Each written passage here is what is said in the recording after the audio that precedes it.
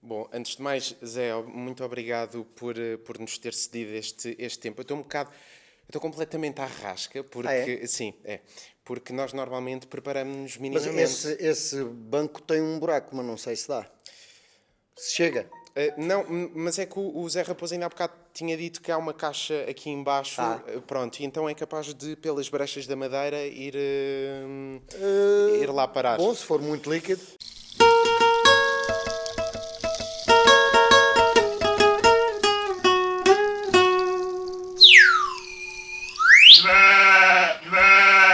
Quando é que o Zé aprendeu a andar de bicicleta? Epá, em Lembra-se? 1964. Está a falar a sério? Não. Ah, ok. Ótimo. Mas não se Mas recorda? não me lembro. Não se lembra? Não. Não tem nenhuma história? Isto hoje está-nos a correr tão mal com as bicicletas. Porque nós começamos sempre as conversas com bicicleta. Ah, é? É.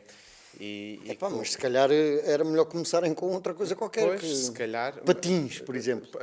Já anda de patins? Sim. Ah, ok. Quer dizer, já não anda há muitos anos. Ok, pronto. Este silêncio constrangedor. Sim. Bem, não interessa. Vamos.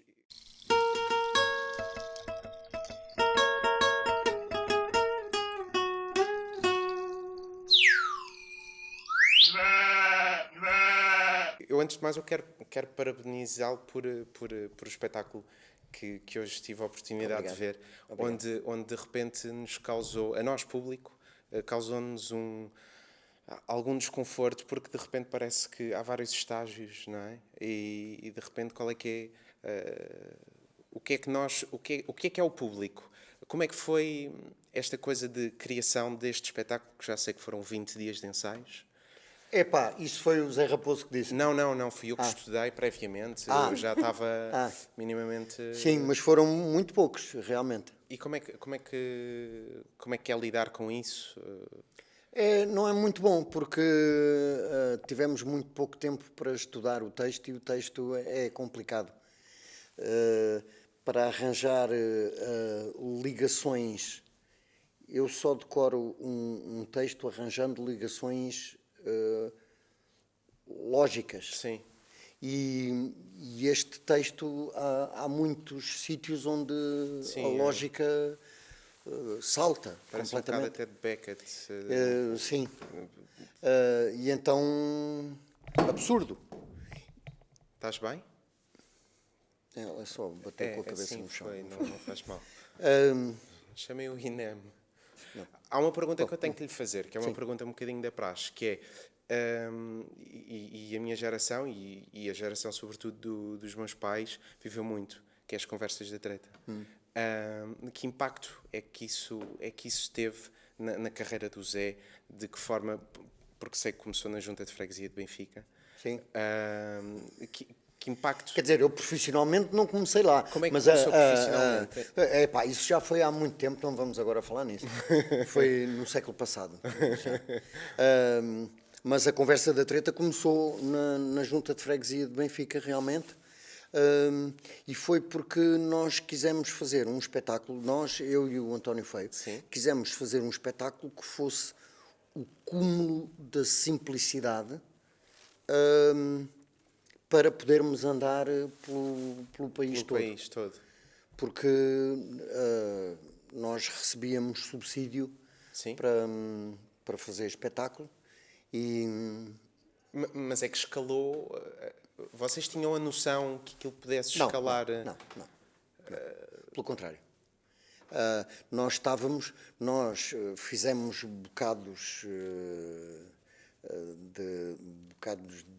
fizemos ensaios com público de bocados do espetáculo. Sim. Para irmos testando a ver Foram vendo. se aquilo estava certo, se aquele caminho ia funcionar. Será que a conversa da treta pode ser considerada o início daquilo que se transformou hoje em Portugal, o stand-up? Epá, não. Não? Não. Teatro, então. Teatro, sim, teatro, claramente. Não tem nada a ver. Deste ponto de vista, porque aquilo era teatro puro, que implicava as pessoas imaginarem, o público imaginar o resto que não estava lá. Só havia 2 cadeiras e um cinzeiro no início. No início e sempre, só houve sempre 2 cadeiras e um cinzeiro. Agora, por acaso, no Filho da Treta, nem cinzeiro havia, porque nós não fumamos. Portanto, a ideia daquilo era o público imaginar o sítio onde nós estávamos. Naquele momento. Agora estávamos a falar daquela história do Galhetas, do este, do aquele outro. E as pessoas tinham de imaginar o que quisessem, a composição, porque era tudo, preto. Quantos anos é que tiveram a fazer a Conversa da Treta? Sem contar com a televisão, com a parte quando fizeram filme. Uns anos. Valentes. Uns anos valentes. E como é que... Aí, 2 anos, 3 anos. Aturavam-se... Ou mais. Provavelmente mais. Inventávamos muito. Era? Inventávamos muito. A Conversa da Treta... deixa-me só acabar a ideia do o stand-up não implica... No stand-up, o público e o ator estão no mesmo sítio. Estão ali naquele sítio. O público não precisa de imaginar grande coisa. Eu lembrei-me disto mais por causa do que estava a dizer, de testar... estar a testar texto e ver se funcionava ou se não. Pois, eu não posso chamar stand-up a isso. São patamares completamente diferentes. Não é mesmo. Agora, nós, porque aquilo pressupunha um diálogo mesmo. Sim. Nós tínhamos de estar a jogar ping-pong um com o outro. E a mim fez-me crescer muito como ator, porque... Como ator e como homem destas coisas, porque a gente testava o comprimento das frases, por exemplo. Mas com o quê? Com a reação do Com a repetição, sim. Okay. Aquilo era, obviamente, uma coisa para rir. Portanto, se as pessoas não se riam, é porque... alguma coisa não estava a resultar. Alguma coisa não estava a resultar. Sim. Eu gosto muito da comédia por causa disto. Eu cresci muito com a Conversa da Treta, porque, gente, com a repetição, nós íamos percebendo que esta ideia é boa, mas não está bem expressa.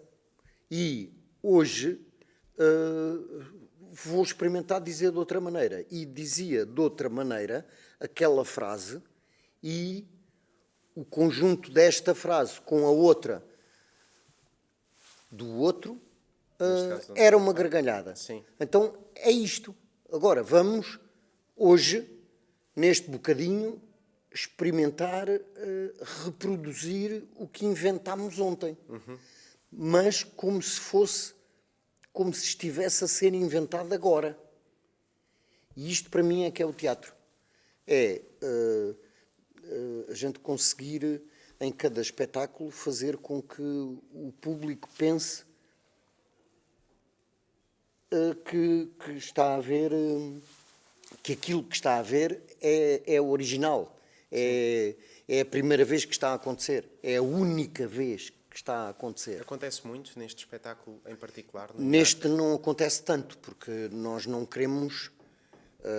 vamos lá ver, a Conversa da Treta era uma coisa em que nós éramos coautores, portanto nós também tínhamos responsabilidade do texto, digamos Eram assim. Eram vocês que o escreviam? Não éramos nós que o escrevíamos, mas havia uns autores que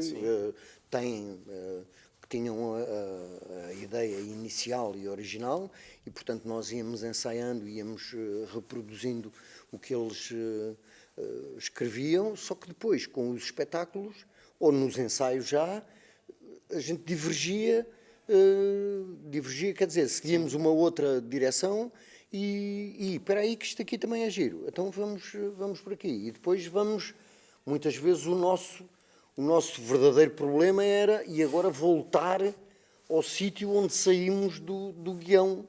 Então, se o espetáculo tivesse 1h30, podiam correr o risco de ele ficar Chegou a ter 3h30. E, portanto, nós várias vezes cortávamos meias horas. Meias horas? Sim, sim. E, portanto, como não era fácil cortar estas 3 frases e depois cortar estas 3 aqui, vamos cortar esta meia hora, porque sabíamos que não era lícito a gente fazer as pessoas, o público, estar tanto tempo ali a aguentar-nos a ver. Tanto tempo a fazer, porque é muito tempo, a fazer um espetáculo, ainda que vocês tinham textos diferentes, aturavam-se bem um ao outro? Sim. Sempre? Sim, sempre. E o que é mais... o que é mais gratificante para o Zé, neste caso?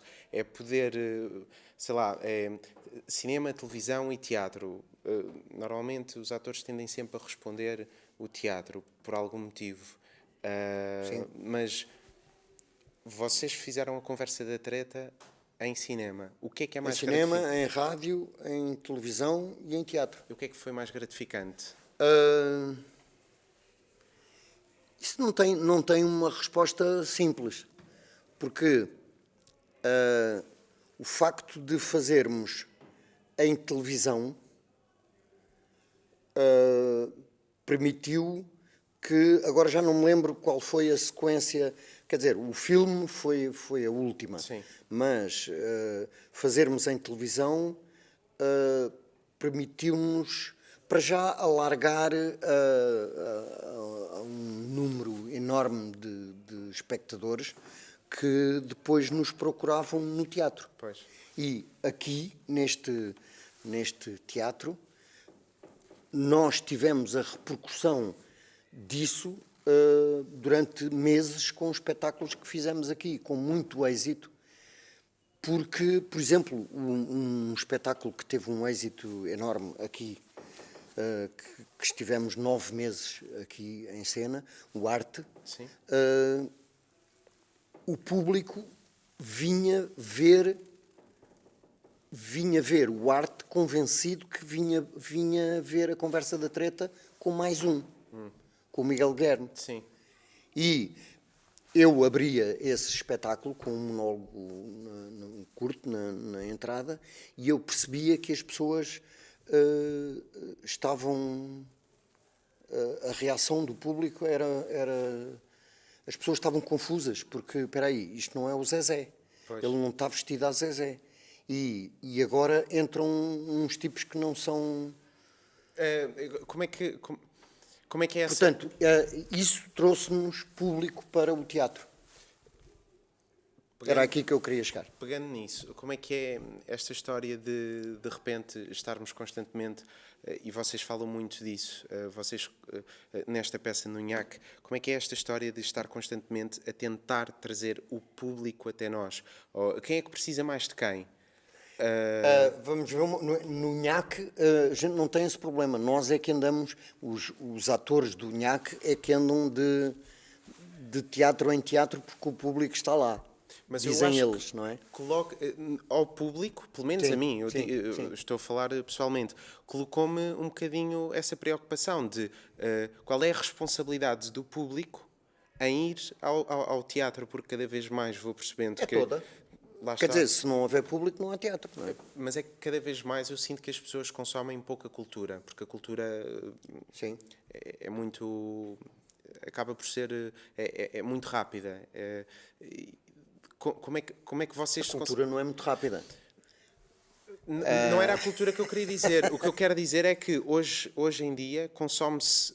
parece que se consome cultura a uma velocidade estonteante, mas que não seja porque eu acho que o público pensa que, através das redes sociais e das plataformas, das várias, conseguem consumir cultura.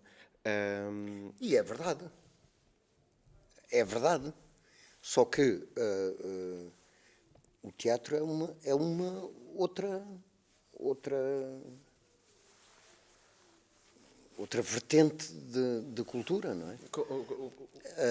E, portanto, se as pessoas ou estão habituadas a consumir teatro e a procurar, ou se não se habituam. Isso é um problema político. Isso é um problema educacional. Educacional. Aliás, Sim. é uma consequência. É uma claro. consequência. É uma Sim. consequência, é que não Sim. temos uma tradição Sim. de. É algo que me chateia imenso e que normalmente eu gosto de ressalvar, que é os miúdos cada vez mais só veem Gil Vicente e Felizmente ao Luar e depois não sabem o que é teatro. Pois, há muito mais para além disso. Há muito mais para além muito disso. mais. O que é que mais o irrita ao Zé? É o Gil Vicente e o Felizmente ao Luar. Ah, pá, que bom ouvir isso. Felizmente ao Luar. Não, eu estudei. Eu estou a dizer isto pela primeira vez e nunca mais vou dizer isto. Mas o Gil Vicente é um tipo muito limitado. Se a gente o comparar com um tipo que nasceu 100 anos depois, que era o Shakespeare, por exemplo. Pois. E, portanto,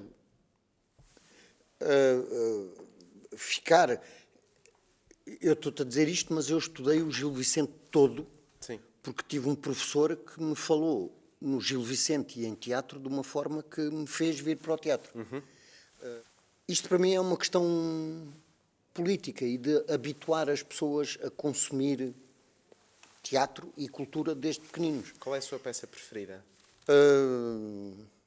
Que eu tenha feito o que diz Molero. Ok. Há muitos anos atrás. Em 94, depois aqui em 96, já foi há muito tempo. Era a adaptação de um livro do Dinis Machado. Por último, só para terminar, sendo a Bruta uma companhia com um ano de existência, que sugestões é que o Zé, como um ator mais experiente, como um artista mais experiente, pode dar a uma companhia nova como nós?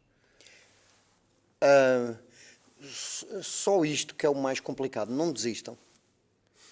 Porque é só complicações. É só problemas.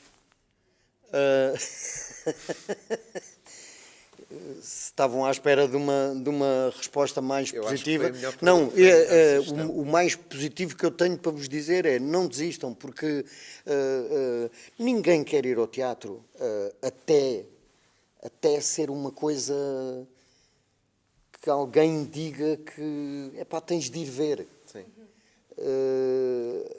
Portanto, é preciso levar os primeiros. E depois, o problema é levar os primeiros. E depois, os primeiros trazem os outros, e os outros, e os outros, e os outros. Agora, isto